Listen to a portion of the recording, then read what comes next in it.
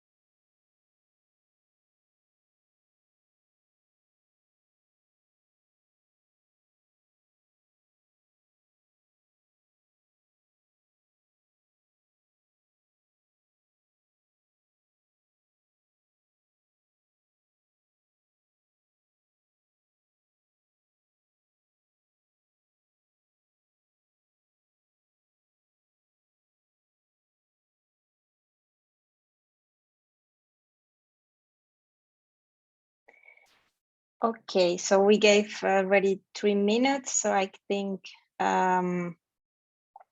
yes, I think we can start already. So welcome everybody. Thank you for joining us in our third masterclass towards new opportunities. How can you successfully present your company? Today, Tove, we can go ahead with the slide. Okay, for those of you that are joining us for the first time, just to remind you that this is a masterclass offered by Connect Americas for Women.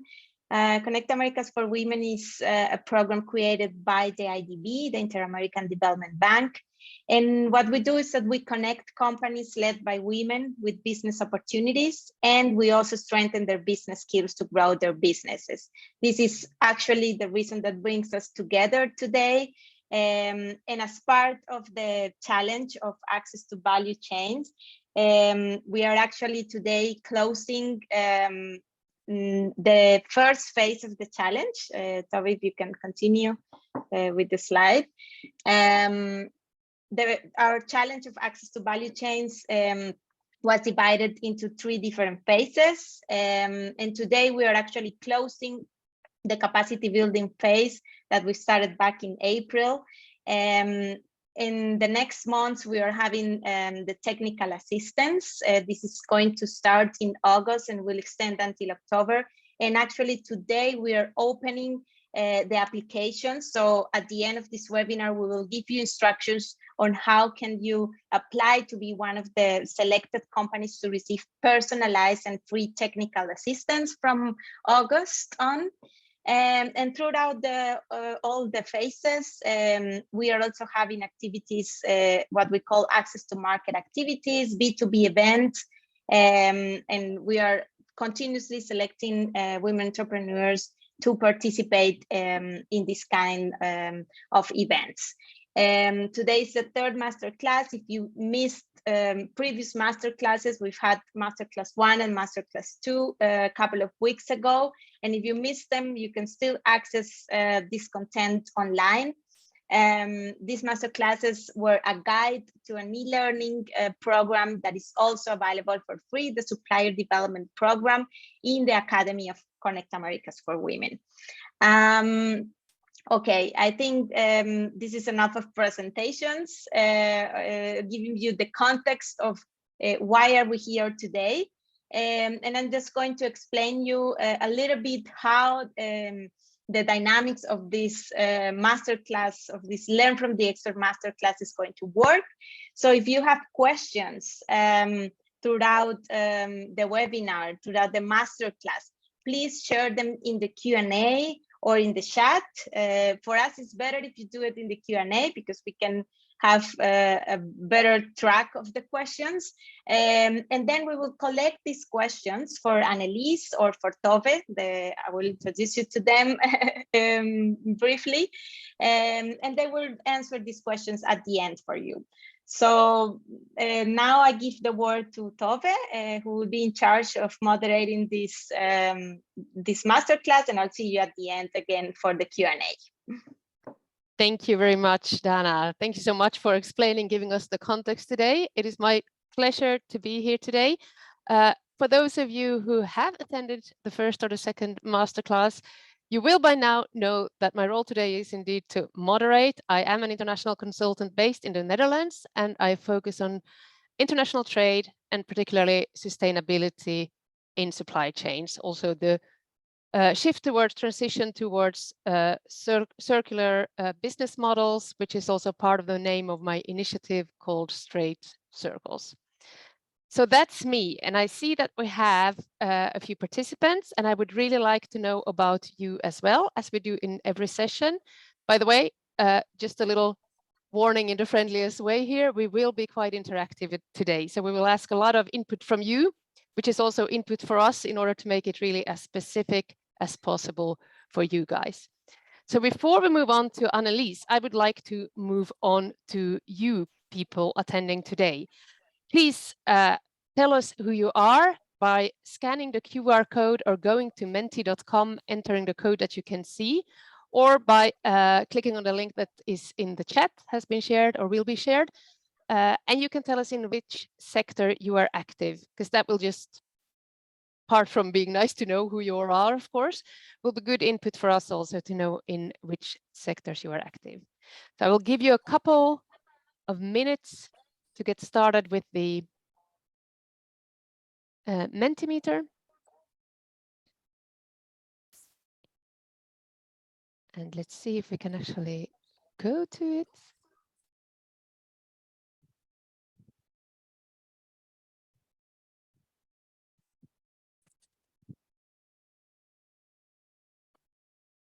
And we have at least 2 people who have filled it out. I know there are more in the room, so 3 people. Computer communication service. Oh, we have a lot of services, which is really nice, actually. We always get quite a few entrepreneurs who are in the services sectors. Let's see if we can also, if we also have some products, clothing and textiles, interesting one. Yeah. Business and professional services. So very service-minded people logging in today. And some clothing and textiles. We'll see if we can share the results also later on, because not everyone, of course, has had a chance, but we'll leave it open, so don't worry. It's going to remain there also if you're logging in later on. But let me get back to the full screen. And now, of course, we are a few minutes into this masterclass already, and we have the key person today, today's expert, as we call it, because that's what it's all about today, to learn from the expert. And we have Annelise Hoschmann, who knows everything about exhibitions, I think, and trade fairs, and how to stand out and present your company. And we're really happy to have you here today so that you can share your vast experience from all parts of the globe, I think, but I think you are better to present yourself. So please share a little bit about yourself, Annelise. Thank you, Tove. Hello, everybody. Good morning. My name is Annelise Hochmann. I'm from Brazil, but I live in Buenos Aires. I am in the exhibition industry for 23 years. It feels a lot. And the business of exhibition is in my family for 3 generations. I am working in Deeper Exhibitions. That is a company that is on the business for 35 years. So what we do is build stands in exhibitions, and we do all the organization for events and the experience in events. we don't do social events, but we do corporate events too, and international pavilions, but we do also small booths for companies that are going, for example, for the first time by themselves, for exhibitions like fruit exhibitions or technology exhibitions, and they don't have the experience to know how to exhibit their products. So this is what we do for small companies to very large national pavilions. We offer our expertise to the exhibitors. Exactly. Thank you very much. So not only do you know everything about exhibitions, but I can imagine you've met a lot of people also and know what works and what does not if you want to stand out. Exactly. Really looking forward to hear what you have to share today. And like I said, we will be asking you also, and don't forget the option you have in the chat or preferably in the Q&A. Please, if you have questions for Annelise, make use of it. She has vast experience. So anything that comes to mind and you think, okay, maybe I could use her input for this one when it comes to standing out and presenting your company, just put it in the Q&A or in the chat and Dana will share it with us later on. For now, like I said, it's going to be interactive, so we're going to ask you questions as well. And this is the first poll that we have prepared for you. I will share it now, but start thinking about it. Which statement do you think is true? Which one do you agree with? The poll will appear in front of you. What do you think? Is participating in a trade fair a project in itself, as the first statement says? Or do you rather think that it's part of everyday business and something every company needs to be prepared to do because it's just something that you do as a company? The poll will appear on your screen, so you can just fill it out.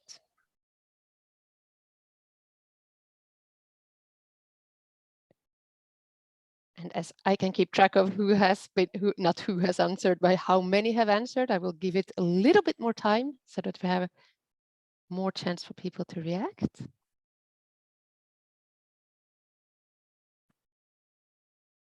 Is it a project? Then click on the first option, or is it part of everyday business?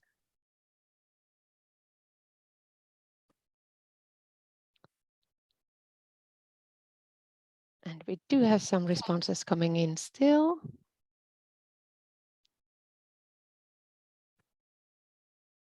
But I will end it now so that I can share it with you and share the results. So we have quite a clear preference, or the way we view it, to say that it is indeed a project in itself. And of course, I'm going to hand over this same question to Annelise, who can share her view. What do you think, Annelise? Would you see this as a project or just something we can do on the side? I think we are in the same page. Participating in a trade fair is a project in itself. Sometimes the companies do not have a marketing department. Okay, we do understand that some companies are small companies and they don't have a marketing manager to deal with the whole process to participate in an exhibition. So sometimes they need to share between the director or the owner directly, okay, and the commercial part, and decide which exhibition should we go in our country, or should we go internationally, okay, and which area should we buy? Small area. Should we go inside a national pavilion or outside the national pavilion, right? If we go internationally, or if we are going nationally in an exhibition in our country, which area should we buy? Should the company it's very important to decide three side open, two sides open, because this is important because of the inversion of money that the company decides to do. Okay, and the material that they will use, a custom-made booth. This is some custom-made booth you are showing. Yes. You are showing in wood. They're custom-made, but you can do system-made. There are when you are talking about sustainability, we are talking about system-made booths. There are aluminum beams. They can be reused several times.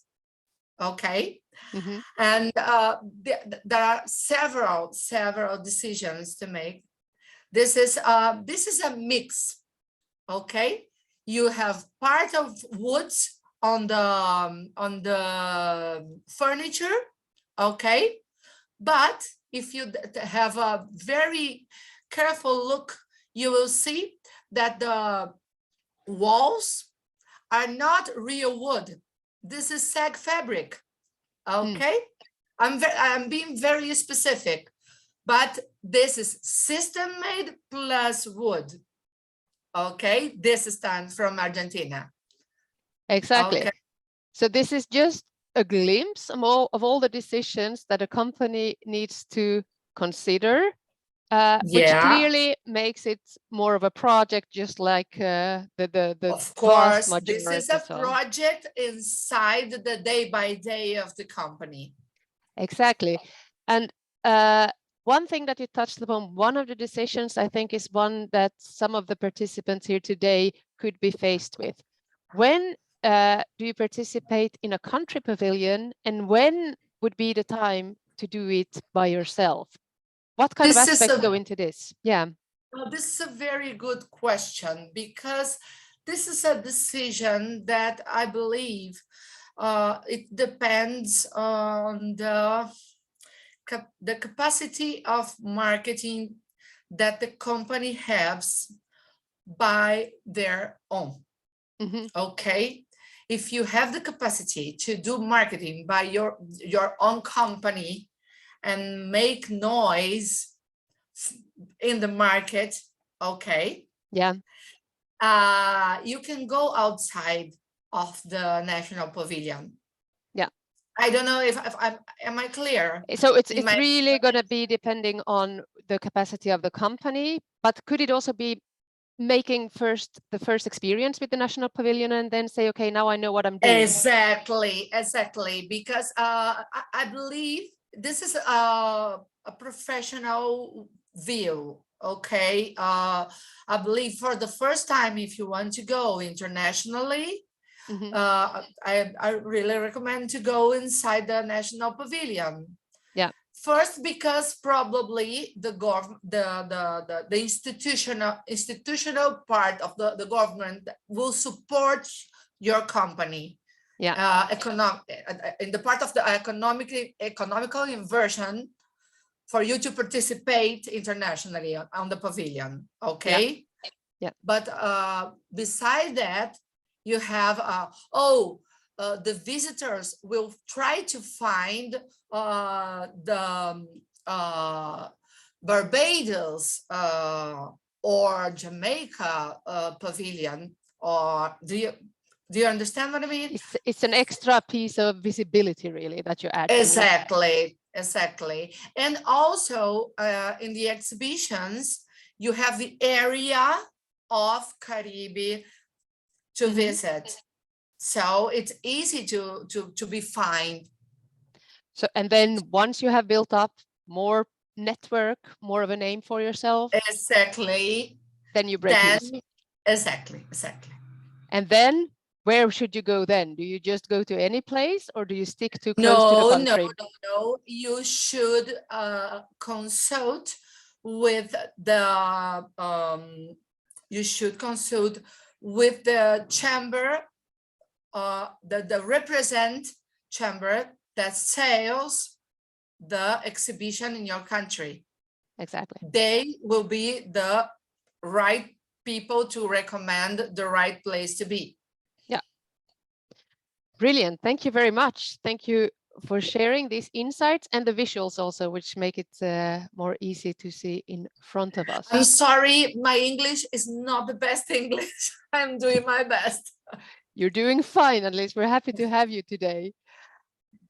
Interaction number 3, because we had the Mentimeter. And for those of you who joined after we had done the Mentimeter, please share again the link in the chat, Flor or Dana, so that they can also fill it in.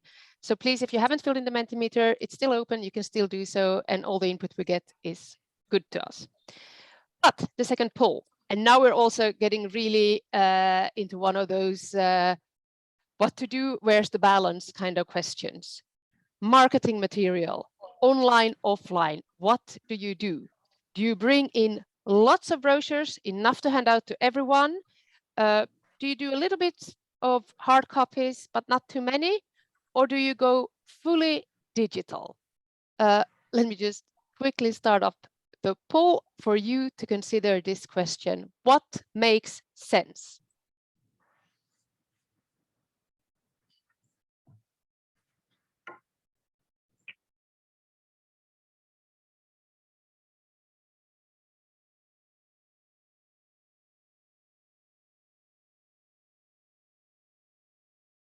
So from the first options, to always have enough to hand out to everyone you see at such an event, to the second option, to have some to share, or to the completely 180 degrees different from the first option, no hard copies at all. How sustainable do you go? We talked about sustainability in the last masterclass for those of you who attended.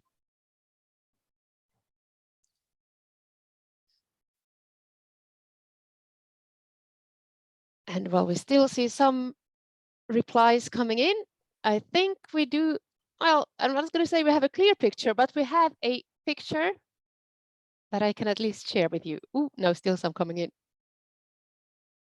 And not to have a cliffhanger here, but the picture didn't get any clearer.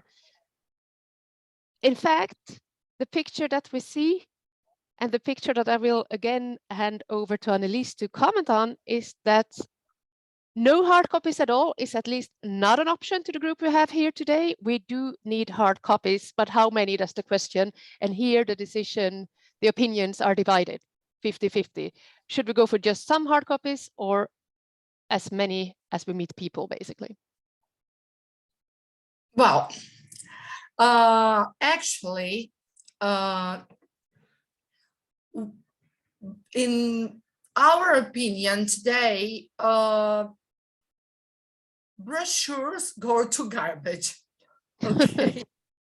Sorry. This is now spoken from a very attending a trade fair point of view. I don't know how many of you in the audience have been to a trade fair, but they get quite heavy even as you try to carry them all around. Exactly, brochures go to garbage.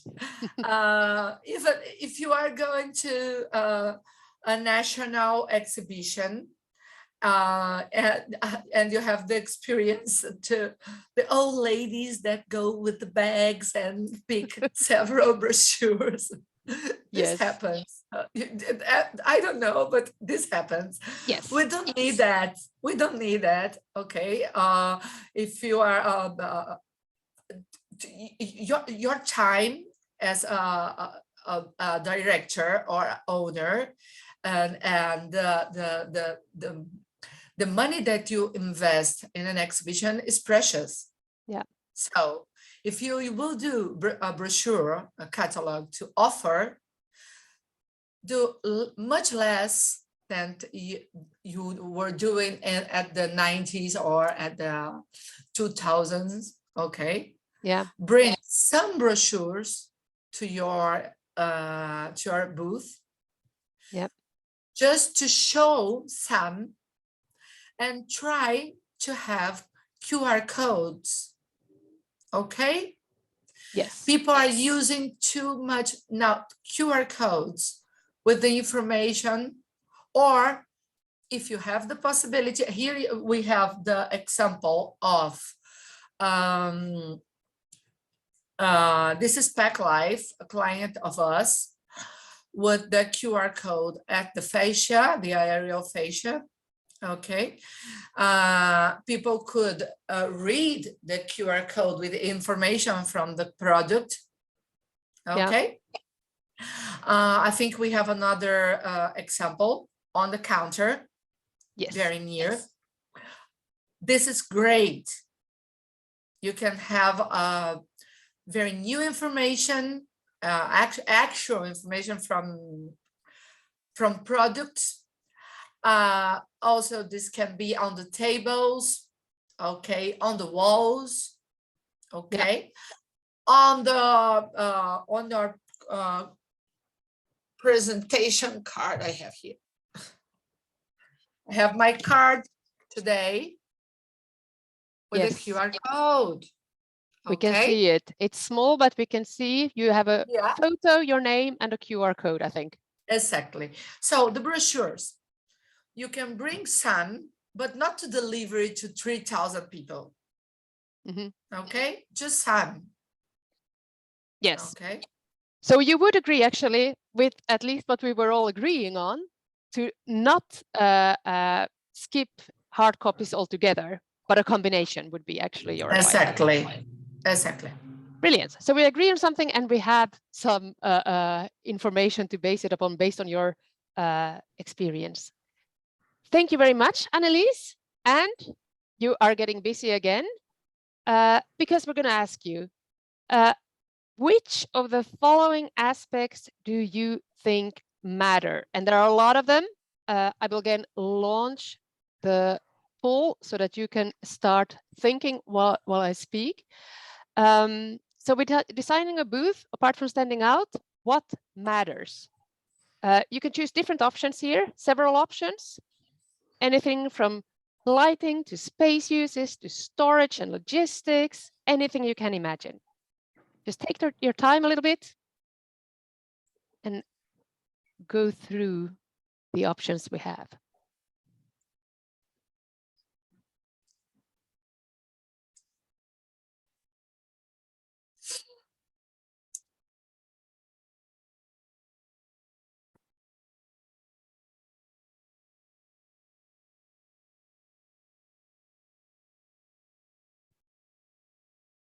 And while some people are still answering, I think, but then again, we do give you the option here also to provide several answers.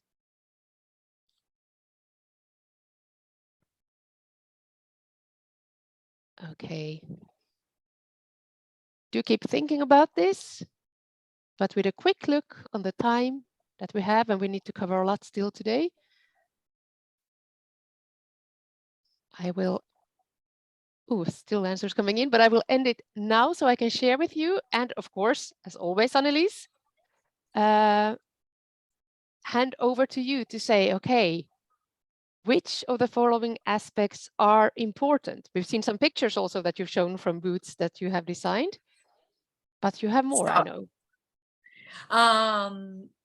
Well, innovation and creativity and visitor experience. Okay, I personally, with my experience, the visitor experience, even if you have a booth with 12 square meters, the visitor experience is fundamental.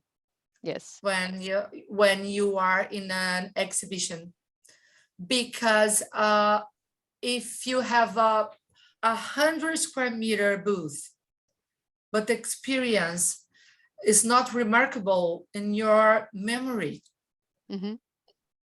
Okay, this is it's not important for you when you went away from the exhibition. So the visitor experience in first, can you come back, please? With the poll or this one? This, please. So thank you. With the visitor experience, the innovation and creativity, yes, and the space usage. Yes. Okay. And these were really high in our poll. I hope you all had a chance to see them. Innovation was the highest, but this is so we tend to agree here. So totally, yes. So exactly, and I know you have some visuals that you would like to share. Maybe we can point out how this has been done in them. Yes. So this is not such a big booth. Okay. This was extra. This was a vape booth in Colombia. Extra vape. Their second booth with us, and they're all black with gold in the letters and on the shelves. You can see, and was not an expensive booth neither. Very simple, open space. You see, but the client was very happy because you have a space for the public. You have the displays for the products. Okay, a very big screen, but not a LED screen that is sometimes is expensive, but a LCD. Okay, and we have all result in a small space. And basically the luxury sort of that we think we see here is really just the use of colors, not so much what costs money. Exactly. So a clever way of opening up and looking luxurious. Let me just pick one other, just because I think, how about we do this one? Because it's also small, but it's very bright. Exactly. This is a great example. We have the red light, the red color, okay, a very bright stand. Yeah. The graphic, the image that the client decide to use. This is very important to decide which images you are deciding to put in your booth.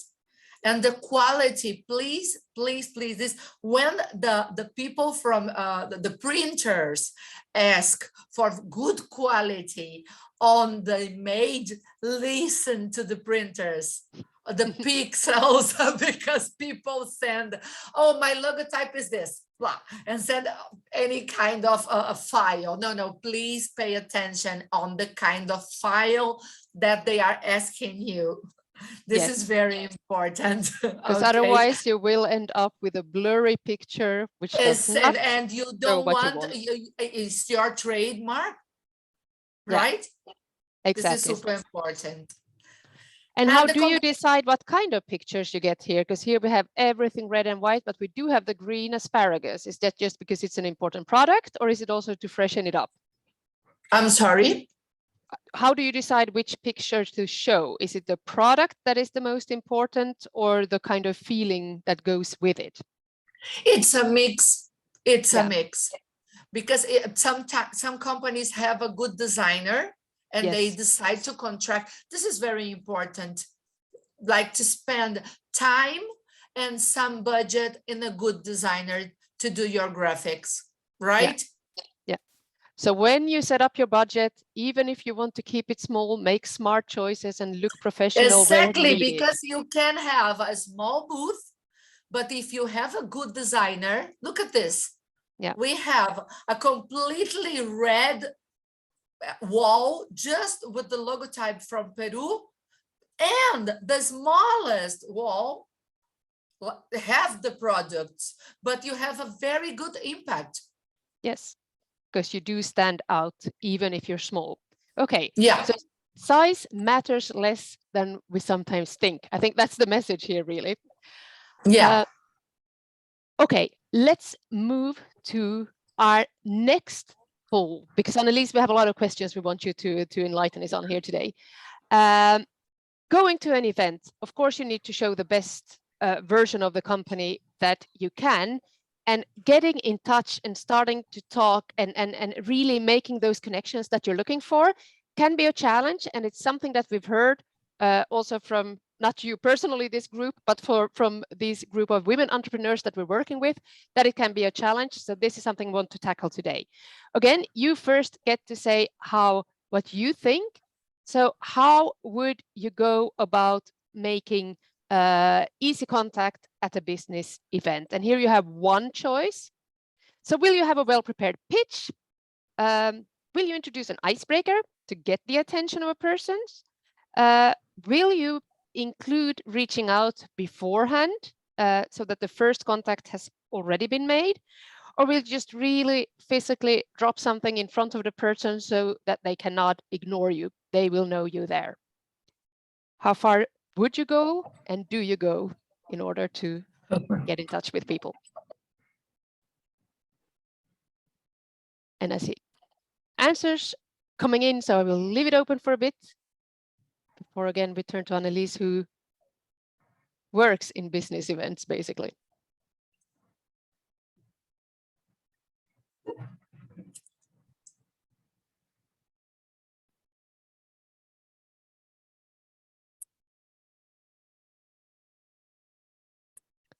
Okay, and I think most have replied who want to reply. Oh no, and then they start coming in. Sorry, guys. Ladies, I should say. Okay, now I think we have it. And we have, again, a little bit of a mixed picture here. Okay, so none of you will drop something in front of someone, which is probably the best way also in general. But we do have the well-prepared pitch, introduce an icebreaker, or reach out beforehand. All seem quite good options to me. So Annelies, please, if you could just share with us, how do you do it? Well, the three first options are great. Personally. Yes, you personally. Personally, what I do and my team of commercials, we reach out even beforehand so that the first content has already been made, because then we can send the pitch before the event, okay? And then when you meet your lead or your prospect, the icebreaker is easier. Yes. So it's 3, 2, 2, you know? Yes. It makes it easier, the contact for the business. Yeah. You can, if you have, for example, the visitor list of the exhibition that you are going, okay? Or you don't have the visitor list, but you have the exhibitor list. And sometimes the exhibitors are colleagues, or maybe they can be also clients, because some exhibitions are like this. You can have clients inside the exhibitor list, not only competitors, right? Yes, true. So you can work the exhibition with time, okay? And try to have the matchmaking and try to have the meetings before. Send your presentation with time, okay? And then when you are there, the icebreaker conversation will be much more easier. Yeah. Okay. Yes, totally. And if you meet new people, do you find it easy if you haven't had contact beforehand? And because a lot of people can feel a bit shy also just to start talking. You know, you go to an event, but you don't say much and you leave and you think, oh, I should have said something. What's your sort of, let's start talking? So personal, right? What I can say? Well, I am Brazilian and we have a nationality that we talk a lot. We are very open and expansive people naturally. Yes. But this is also how you started today, actually. You said, I'm Brazilian. So that is an icebreaker in itself, isn't it, actually? You open up and maybe, Yeah, in fact, when, let's think about people from Caribbean and Latin America. If the people that is here in this session are from Caribbean, okay, we are very similar, okay? And if you start the conversation telling, hello, I'm from Jamaica. Our company sells blah, blah, blah. And do you know our country? We have these different products, and this is a different kind of introduction. This is a real icebreaker, you know. Yeah. And then you can begin to talk about your company. And if you are if we are talking about internationally. Yes. Okay. Yes. If you are talking about exhibitions inside your country, Yeah. maybe it's a little more tricky. Yeah. Because you are talking with people that maybe already know your company, and then you need to have really good sales executives, and this is like you need to prepare your people to have really a good insert, you know. Exactly. So when you are known already, if you are in your own country, you can go to the point more quickly. But I think it's good if you know that you're looking to move into international business, just saying Yes. where you're from is actually quite a good setting Yeah. already, setting the scene. And this is very nice because when you are open about where you're from and the culture that you're bringing and what you're offering, and you know, people are open to hear. Yeah. Really, people really are open to hear. That's my experience too. It's a way to really connect. So Yeah. thank you for pointing it out. Oh, please. We've had some positive words from you now, how to do it. But I know you also have the, please do not do this if ever you go to an exhibition, if you start doing it. So let's just quickly sort of end on a negative note. The nightmare part. Yes, the parts really, you do not want to go there. I'll show the pictures and you can tell us in a few words what's really not, please don't do this. Please don't do this.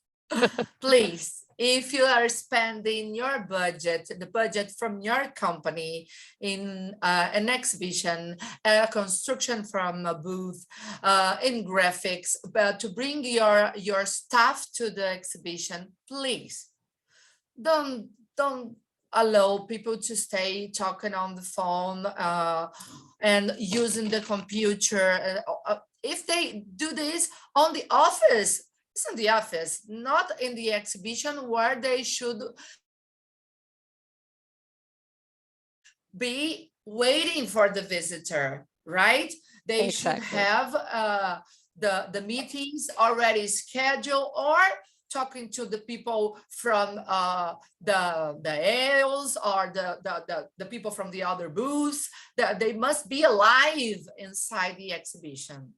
So when you meet up live, be present live. Not like this. And awake. Awake is the second one. But I think this speaks for itself. I'll go to the next one also. This is also not good. They are not inviting us to the dinner. Exactly. If you want to have dinner like this, really, no, this is terrible. This is so awful because it's very common. And this is, first, let's talk about it's not, I have no words. Basically, you want to have dinner, you need to invite people to a dinner party. Otherwise, do it discreetly. Of course, if you're there for a whole day, you need to. In fact, this is important because the other slide, the other photo from the lady sleeping, because there is no order inside the day by day of the staff inside the booth. True. Because this lady should have time for lunch and time for a rest. Yes. During the exhibition, because some exhibitions have like 9 hours. Yeah. During the day, you need to have a time to rest, need to have a time to lunch. So you see at the table, you have water, you have an apple. So she didn't have time to lunch. Yeah. She's very tired. Yeah. And she didn't work at all. Basically, what you're showing here is a company where people are exhausted, which is not the image you want to share. Not at all. Thank you, Annelies, really so much for sharing these. Okay, I'm going to quickly click away those guys don't eat also. chicken. Don't eat chicken. No. And also what I want to say is Annelies will be here, of course. If we have some questions coming in, please keep sharing them. But just because we also shared with you that we are moving into a new phase. So just to wrap up everything we just heard from Annelies, let me just point you to the Supplier Development Program, the online e-learning courses that I hope most of you have already started on. Everything we discussed today, well, not everything because it builds on it, but everything we discussed builds on module 3, in particular, the lesson there where you see fairs and events mentioned. As you know, if you have started and we mentioned it before, you have lots of good practical input on how to prepare for doing your business to B2B events, how to present your companies, everything we just discussed, only we got some more details on it if you have done it already. And just to point out, we have downloadable guides that you can use. So if you go on the e-learning course, you can download practical templates for you to use in your preparations. And you can find, if you haven't done so yet, sign up. You can find the link in the chat. Now, the exciting news that Dana already shared at the beginning is that in this value chain challenge, we are now reaching the phase where we will provide technical assistance. Basically, we are still in the phase where we do the trainings. This is going to be still this month, but the technical assistance applications are now open, and I'm showing the website in the screen. It will take you to a landing page that looks like this, where you have all the information on the whole Access to Value Chains challenge, where you can find how to also catch up should you have missed anything, and where you can fill out a form. The time schedule, as I pointed out quickly now, is April to June. We're doing the training.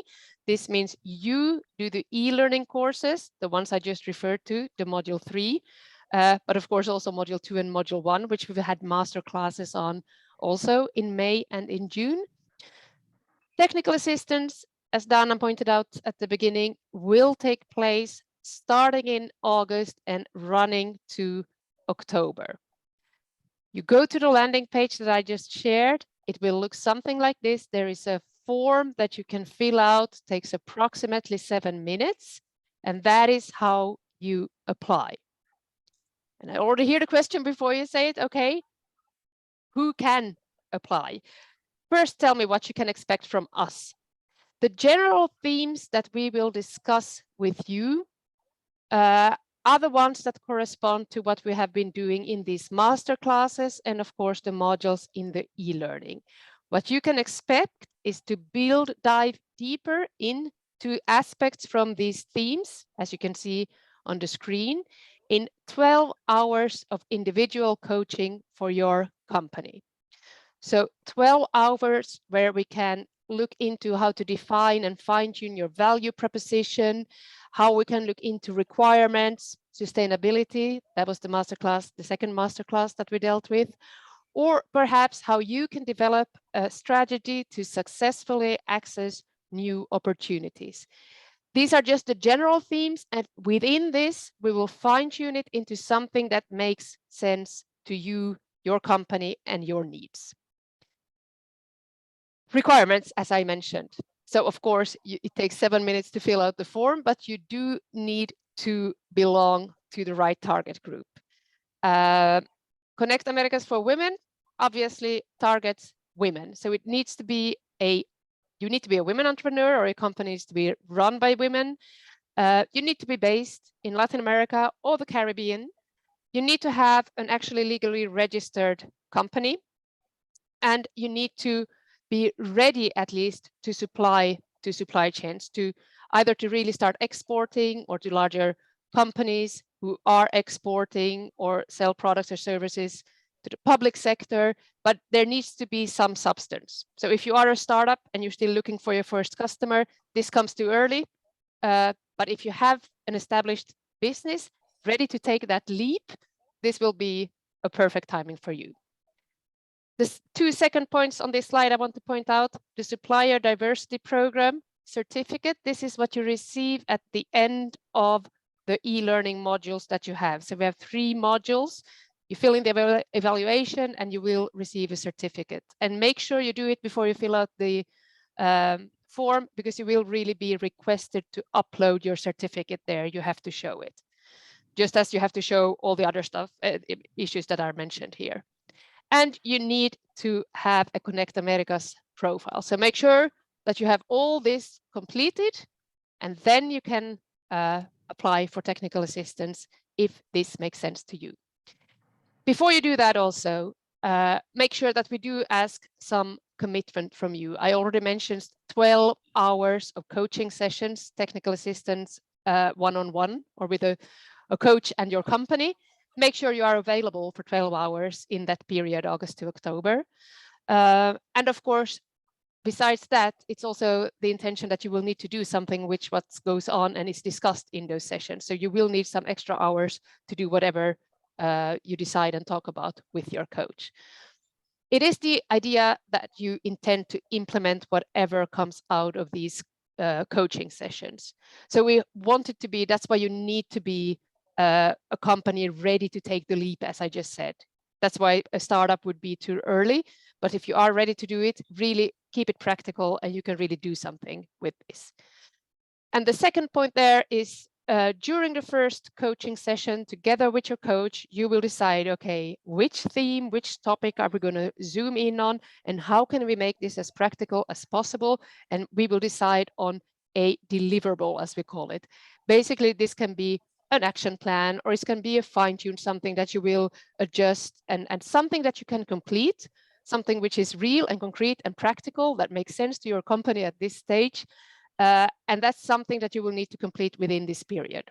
So those are the extra hours also that you need to spend on this. Of course, the more hours you have to spend, the more results you will see, but that's always the case.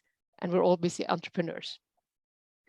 But bear in mind, because that's basically the idea. And I can imagine there might be questions on this also, but just to point out, applications are open. Please apply if you think that this could really help your company further. Now, I hope that was clear. And if you have questions on this, of course, please put it in the chat or in the Q&A. And if you have had, or if you have questions to Annelies about everything we've just discussed, I think now would be the time, Dana, if you have any questions to come in, please. Yes. Yes, we actually have a question from Paola for Annelies. She is a tech services exporter. And she's what? I'm sorry? A technological services exporter. And she's going to attend an event in the next month. For the nature of the event is like a Shark Tank, but with customers, not investors. And she says they are going to have, they are not going to have a booth.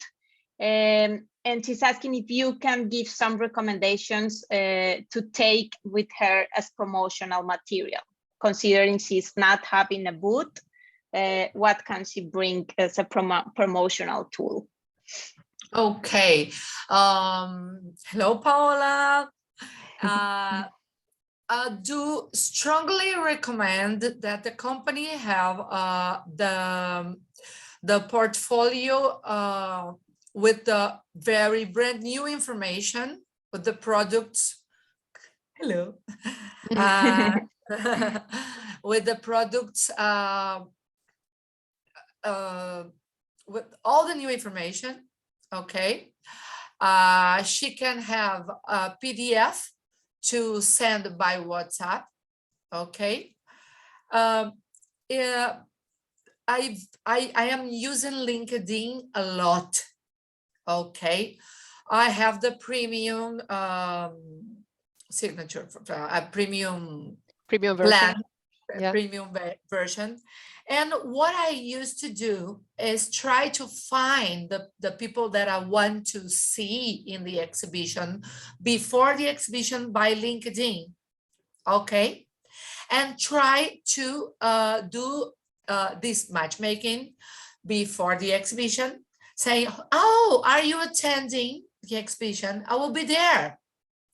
Why don't we try to see each other? Okay, it makes sense for you. And I try to do this like at least 20 or 30 contacts a day before the event, 1 month before the event. Okay, this is very sales track. Okay, and then sometimes you will have the answer, sometimes you won't, but you are going to the event with a full schedule. Like, I will show you something. Remember, Dana, I told you that I have the old school. This is after event, okay? And then I come back full of cards of people, okay? With the comments of the meetings. It's like homework. When I come back, it is homework. it is homework. When I come back to the office after the event, I have the comments on my CRM. Blah, blah, blah, blah, blah. I remember this one was the one with the mustache, and he told me blah, blah, blah, blah, blah, blah, blah. And then I put the comments and I put the date to do a new call. And this is a lead maybe, or a prospect. And very good actually that you pointed out, because we've talked about preparation and during, but the follow-up, of course. The follow-up is very important. Yes. And it's important. Some companies don't have CRM. Am I saying correct? CRM? Yeah, customer relationship management. Exactly. Software. And CRM, there are some free programs online. I use HubSpot. Okay, it's great. Super free. Great. Okay, and organize your life for before the it's good, and you can put your sales team inside also. Very good. Brilliant tips. Great. Here, Paula. I think you are doing good with these ones. Yeah, and you can also pick up what we saw in the conversation, like maybe bringing a QR code, just print it in one postcard. I mean, you don't have to bring your luggage full of brochures. Exactly. But you can maybe print one postcard or something small so that people can scan the QR code and get, in case the person, for example, doesn't want to share the WhatsApp, which sometimes is the case, then that would be another option. Like here, scan this, and then you have the brochure. Wait, there's another question before we go, because it's almost time to close. And it's the following. I will read it out. It says, in the case of all-day pop-up shops and you are the only one there at the booth, how do you suggest leaving for a bathroom break or having a meal discreetly? Just do it. Yeah, exactly. You have to do it, but maybe it's better to leave a sign in the stand. Yeah, just like, do it. I'll be back in 10 minutes. Or something like this. Have you seen this, Annelise? People do it? Yes, I have seen, and it's very important to do it and do it well, because sometimes in exhibitions, when we are taking care of the assembly of, like I'm doing now, I'm in this situation exactly in this moment. I'm talking with you ladies, and I have the assembly. There are several things on my phone. I'm multitasking, but I'm doing one task here. And you need to take a break, you need to go to the ladies' room, and you put at this moment I will be back in 20 minutes, and you need to eat. Remember to eat, because sometimes we simply forget to eat. And we need to very important tip. Very important tip. I also attend a lot of trade fairs, and really, that is a very important tip. Sometimes I come back from the exhibitions with 3 kilos less, and it seems to be nice, but it's not nice. It's the wrong way of losing weight. And another idea that comes to my mind, I mean, you can leave the sign, but for example, if you implement this idea of printing the QR code in your booth or something like this, at least you can put like scan the code while I'm back, or to have my contact, the contact of our, or something this like is this. my contact, and this is our catalog of projects. So you really don't know, yeah, maybe you will miss 15 minutes of the persons that are coming to your booth, but as Annelise says, it's something that you have to do and you cannot postpone going to the bathroom or having a meal. So it's better to say that, yeah. I think it's brilliant how we bring it in. Dana, I think we probably need to go to the evaluation now before. Yes, that's what I was going to say. Actually, we don't have any more questions, but thank you. This was a very interactive presentation, and Tove has a last message for you before you go. Thank you, Dana, for keeping an eye on the question and taking us through this discussion. Please, we are sharing now the link to the evaluation form in the chat. Please take time to fill it out before you leave today. Everything we get in from you as feedback, we can do something to improve, to make everything we share with you more relevant to you. So please take some time to do that. After that, you can go and make sure you are ready to apply for the technical assistance that we talked about today. And also just want to thank Dana and Annelise for bringing the whole presentation together, but saying, leave a note with the QR code, because I think this is pretty much how we said, be structured, take care of yourself also, show professionalism, and those QR codes. One final tip, if you haven't noticed, also on your LinkedIn, you can download your personal QR LinkedIn code. You don't need to have a professional version for that. Everything always works like that. So you can start trying it out. I'm to the ladies, but please, here is my LinkedIn profile. We can connect. No, just kidding. Seriously, thank you very much. You can look for us. Exactly. Yeah, so I hope you have already clicked in the survey. Please do it. I think this will also open up automatically when you close the Zoom meeting, but just in case, click on it now. The link is in the chat and we really appreciate your feedback. Yes. Thank you very much, everyone. You have a great day and we look forward to seeing you in the next event from Connect America. Thank you. Thank you. Bye-bye. Bye-bye.